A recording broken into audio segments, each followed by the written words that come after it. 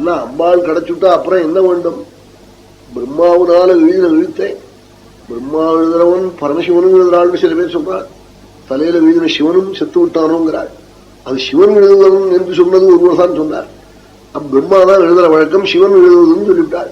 ராமலிங்க சுவாமி போன்ற பெரியவர்கள் சொன்னால் அது பொய் தப்ப சொல்வார்களா அவர்கள்? பரமசிவனும் எழுதுவதுண்டு. எழுதின கட்ட எழுத்த அழிக்க அவர்களால முடியாது. தான் எழுதின ஜட்ஜ்மெண்ட்டை மாத்த அவருக்கு ரைட் உண்டா ஜட்ஜிக்கு?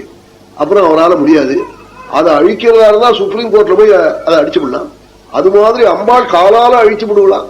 நம்ம தலையில சிவனோ பிரம்மாவோ கட்ட எழுத்துக்களை எழுதியிருந்தா அது அம்பாள் காலால ஜந்தோரலீகே தாத்ராயானி அக்ஷராண்ய சிவானி யஸ்தானி யத் பிரசாதே விலீயந்தே துதான்வஹ.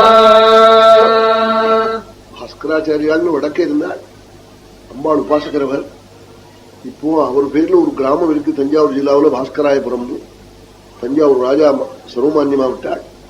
இப்படிலாம் ராஜாக்கள் விட்டா, எங்களுக்கு கூட விட்டுருந்தாள் சர்வமான்யம். இப்பதான் 4-5 வருஷத்துக்கு முன்னாடி அதை பிடிங்கி விட்டாள்.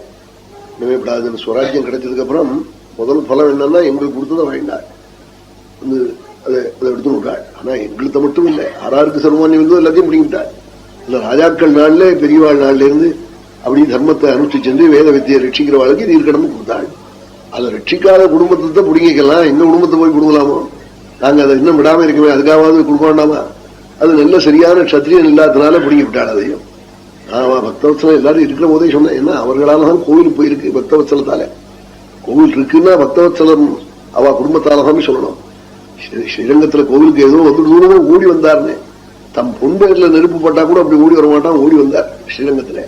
அது இப்ப பெரிய முறையில கட்டி நடக்க போறது ஸ்ரீரங்கம் கோவில். அவெல்லாம் ரொம்ப நல்லவர்கள். நல்லவர்களா இருந்தா போறதா எல்லாரும் சேர்ந்து ஏதோ சொன்னாலும் அதானே கேட்க வேண்டியிருக்கவா? அது ஏதாவது மாறுதல் பண்ணிக்க முடியுறதோ? முடியல.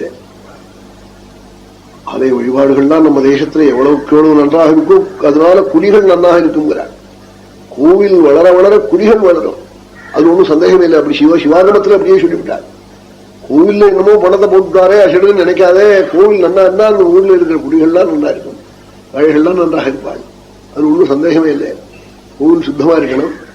அந்த பாஸ்கராச்சாரியால்னு வடநாட்டுல இருந்தவர் அம்பாளை பூஜை பண்றவர், தென்னாட்டுல மகாலிங்கத்தை பூஜை பண்ணணும். இங்க மீனாட்சி சுந்தரேஸ்வரர் தரிசனம் பண்ணணும். திருச்செந்தூர்ல இருந்து தரிசனம் பண்ணிட்டு திருவிடமருதூர்னு காவேரி தீரம் அங்க வந்து தங்கி நின்று பூஜை பண்ணார். அவர் இந்த லலிதா சஹஸ்ரநாமத்துக்கு காமெண்ட்ரி அவர் தான் எழுதியிருக்கார். ஆதிசங்கரன் எழுதணும்னு நினைச்சு நடக்கல, இவர் எழுதியிருக்கார். அதுல தம்பி சரித்திரத்தை எழுதியிருக்கார். ஒரு அர்ச்சனை வரும்பொழுது 1000 அர்ச்சனையும் சொல்லும் இடத்துல ஓம் அபர்ணாயை நமஹ.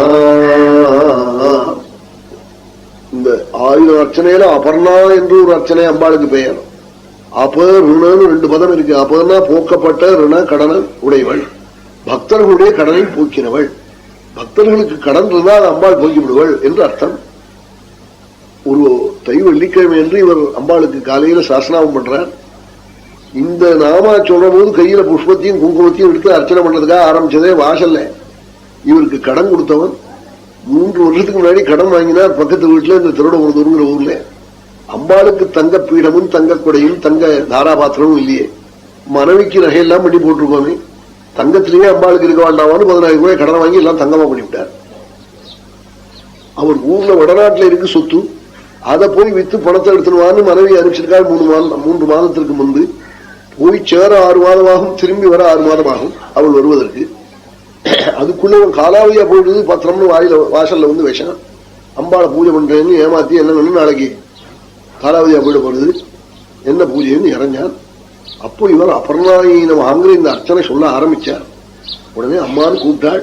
இந்த பூவையும் குங்குமத்தையும் காலில் போட மாட்டேன்னாள். ஏன்னாள், நான் கடன் வாங்கினது என் குடும்பத்துக்கு வாங்கல, உன் பூஜைக்கு வாங்கினேன். ருணமிஷ்டமதத்வைவ த்வன்னாமஜபதோ மம சிவே கதமபன்னேதி ரூடிஹி லஜ்ஜாயதே நம. அம்மானு கூப்பிட்டாள். சிவேன்னாள். பக்தாளுடைய குறையை நீக்கிறவள் அர்த்தம் சிவேன்னா. நான் உன்னை எத்தனை நாளா உபாசிக்கிறேன், எத்தனை லாரி குங்குமமும் புஷ்பமும் காலில் போட்டிருக்கேன். நீ என்ன வந்து இப்படி வாசல்ல அவன் வைய முடியா பண்ணிவிட்டியே. உன் பூஜைக்காக வாங்கின கடனை என்ன கொடுக்க முடியாம பண்ணி இப்படி என்ன வெய்யுமையா பண்ணியே உனக்கு வக்கமா இல்லையா?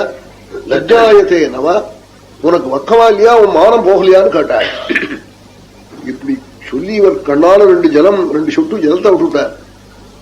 அதற்குள்ள கடன் கொடுத்தவருடைய மனைவி அங்கிருந்து அந்த பத்திரத்தை இவர் எழுதி கொடுத்திருக்காரு, ராம்சர் நோட்டு, அதை கிழிச்சு வரவு வச்சு இவர் காலில் கொண்டு வச்சு நமஸ்காரம் பண்ணி காலை பிடிச்சுன்னு கதறினாள். நீங்க பெரியவாள் ஏதாவது தப்பா நினைக்கப்படாது, என் புருஷன் முன்கோபத்துல அதிகப்படியா சொல்லிவிட்டார். உங்க மனைவி கொண்டு வட்டி எல்லாம் சேர்த்து வட்டிக்கு வட்டி கூட கொடுத்துட்டாள். எங்கிட்ட சமையல் உள்ள வந்து கொடுத்தாள். அதை பார்க்காம வாசல்ல வந்து கோபிச்சு விட்டார். நான் பத்திரத்தை கொண்டு வந்துட்டேன், நீங்க அனுகிரகம் பண்ணோம்னாள். என் மனைவியாவது கொடுக்கவாதுன்னார் பாஸ்கர் ராயர். இல்லையே, எங்க ஆத்துல இருக்காளே என்னாள். எங்க ஆத்துல இருக்காள், நான் தாம்பூலம் தரேன்னு அதை கொண்டு போய் கொடுத்துட்டு வந்து நான் வாங்கிக்கிறேன் என்று சொன்னாலாம். எங்க ஆத்துக்கார்ட்ட கொண்டு போய் கொடுங்க, அவர் கவலைப்படுவர் என்று சொன்னாலாம். அதுக்காக வரவு வச்சு இந்த அம்மா கொண்டு வந்து சொன்னாள், என் மனைவி வடநாடு நான் போயிருக்கா, இன்னும் 9 மாசம் ஆகுமே வருவதற்கு நாள். இல்லையே வந்துட்டாளே, எங்க ஆத்துல இருக்காளே நாள். இருந்து பாஸ்கராச்சாரியால் கையில் எடுத்த புஷ்பம் குங்குமம் இதோட அங்க ஓடி போய் பார்க்கிறாள். அம்பாளே இவருடைய மனைவியினுடைய வேஷம் பூண்டு அங்க வந்திருக்காள் கடன் கொடுக்க. உடனே அம்பாளை நமஸ்கரிக்கல பாஸ்கராச்சாரியால், அந்த தம்பதிகளை நமஸ்கரிச்சாள். ஏன்னா உங்கள் வீட்டுக்கு தானே முதல்ல வந்தாள் அம்பாள், உங்களுக்கு தானே தரிசனம் கிடைச்சது. ஏன்னா அவ பணமா இருந்தோ இல்லையோ தனாலா, அதனால அவர்களுக்கு முதல்ல தரிசனம். அப்புறம் அம்பாள் காலில் போய் போட்டு நமஸ்கரிச்சாள். அம்பாளை காணும் மறைஞ்சுட்டாள். இப்படி என் நாள்ல நடந்திருக்கு, அம்பாள் இப்படி அனுகிரகம் பண்ணியிருக்காள்னு சொல்லியிருக்காள். தஞ்சாவூர் ராஜா ஒரு கிராமமே விட்டுருக்காள். அவ சக்தியை நேரம் உணர்ந்து, என்ன அவர்களை பத்தி வடநாட்டிலிருந்து வந்தாருன்னு தென்னாட்டுக்காராளுக்கு இந்த வடநாடு தென்னாடு சண்டை இன்னைக்கு உண்டு. இன்னைக்கு இல்ல, இது முன்னாள்ல இருந்தே ஒண்ணு. ஜீவன் தானே பக்கத்து வீட்டுக்காரனை கண்டு அசியப்படுறான், அப்படி இருக்கும் வடநாட்டுக்காரனை கண்டு அசியப்பட மாட்டானோ. இதெல்லாம் உண்டு. இடதுகை வலதுகையை பார்த்து சண்டை போடுறா போலதான். அண்ணன் தம்பிகளுக்குள்ள சண்டை வருது. இதுக்கு என்ன காரணம் சொல்றது? இதெல்லாம் அஜானத்தினால வருது. ஞானத்தினால விவேகிகளுக்கு வரவே வராது. எல்லாம் நம்ம சேர்ந்த வாழ்ங்கிற எண்ணம் வந்துவிடும். அப்படி வரும்.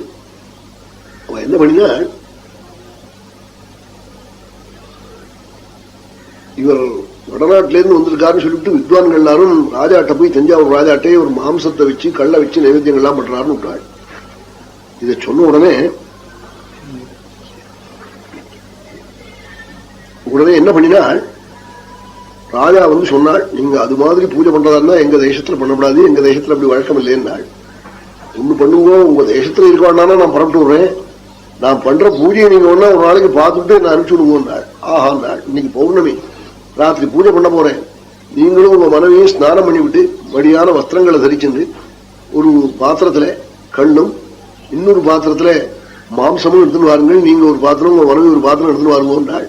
அதே மாதிரி தங்க பக்கெட்ல மூடி போட்டு மாம்சம் ராஜாவும் கள்ள மனைவியும் எடுத்துன்னு வந்தாள். கொண்டு வச்சாள். அப்படியே உட்காருங்கன்றாள். பக்கத்திலேயே உட்கார சொல்லி பூஜை பண்ணாள். ஆவரண பூஜை பண்ணி கடைசியில நிவேதன காலத்துல அவளையே திறக்க சொன்னாள். திறந்தா ராஜா கொண்டு வந்த மாம்சம் வெள்ள அப்பமா இருக்கு. அந்த ராணி கொண்டு வந்த இந்த கல்லு அத்தனை பால் பாயசமா இருக்கு. உடனே காலை பிடிச்சிருந்து நீங்க இங்கேயே எங்க தேசத்திலயும் இருக்கேன்னு சொல்லணும். ஒரு கிராமத்தை உங்களுக்கு விட்டுட்டு உங்க பேர்லன்னு சொல்லி இன்னைக்கும் பாஸ்கராயபுரம் இருக்கு.